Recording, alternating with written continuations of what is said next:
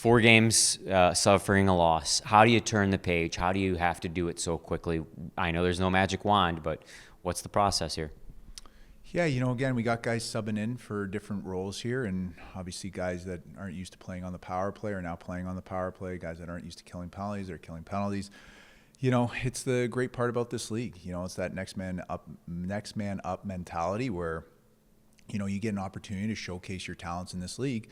We talked about it today. You got to run with that. It's not to add pressure or anything like that to guys, but there's huge opportunities here for guys to step into roles that are larger than they're used to having, and we need guys to run with that. I feel like you and I had those conversations in November, and when you have guys like that, I know it's somewhat charismatic to where, as a coach, you get to see what these guys are made of. It's not only for now, but it's also for years to come. How much importance do you implement that to the players, or do you try to just let them grasp what's ahead of them? Well, again, I think, what I said earlier, it's important to seize the day. It's important to seize the opportunity that's there in front of you. A lot of these guys have been sitting in our office saying, hey, I want a bigger role, or I think I can do this, or, why so-and-so playing in front of me? And now they're getting an opportunity to really showcase their talents. And, at the end of the day, it's actions that speak louder than words. And, so we're challenging our guys. We don't need anyone to do anything, heroic. We just need guys that are willing to buy into the system, play a structured game, and showcase their abilities. And again, just to touch on that just for a brief second here, it's not about doing anything extra. It's just being the best version of yourself. And I think over the last 4 games, that's the messaging today. And not to take anything away from our opponents, we have very good opponents, whether it's Kalamazoo, Toledo, Cincinnati, or even last night's game. But at the end of the day, we're beating ourselves, and that's the frustrating part. If we play to our capabilities and we play to the best versions of ourselves, and we can live with whatever results come from that.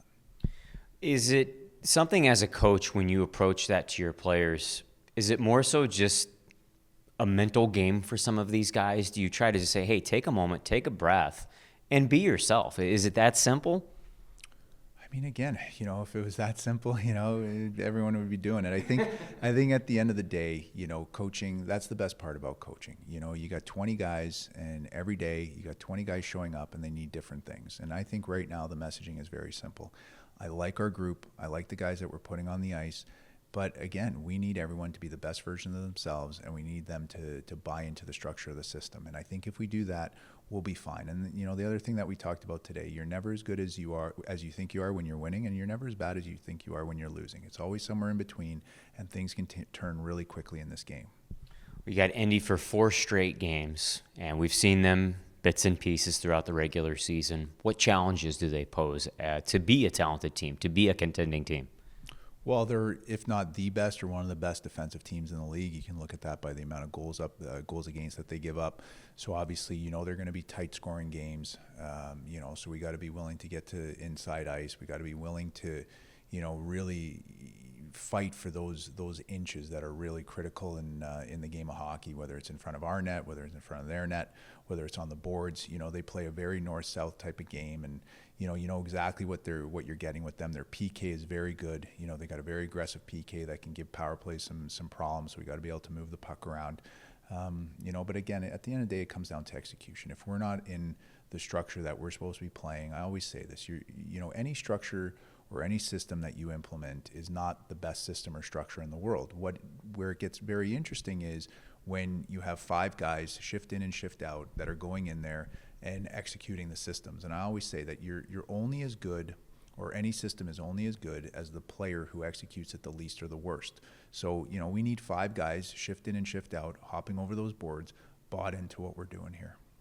With Indy having such a good defensive core, is the forecheck an area of focus for you to continue to have their defense on their heels? Yeah, they do like to rim a lot of pucks. They do like to, high flip a lot of stuff. So again, it's not an oversimplification. We have to be detailed in our D zone. We've got to be detailed in our face-offs. We've got to be detailed in the neutral zone. We've got to be detailed in the O zone. We've got to be detailed on all the face-offs in between. So, we've got to be detailed on our specialty team. So it's not just the forechecker. It's just that, it's a 60-minute game. We've got 4 games against them. It's a huge opportunity for our organization, and we're excited for it.